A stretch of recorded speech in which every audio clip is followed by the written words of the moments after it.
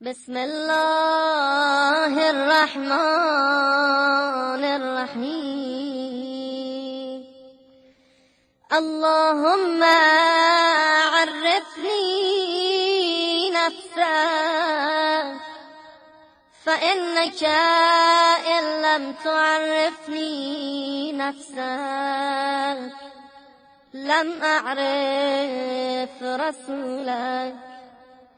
اللهم عرفني رسولك فإنك إن لم تعرفني رسولك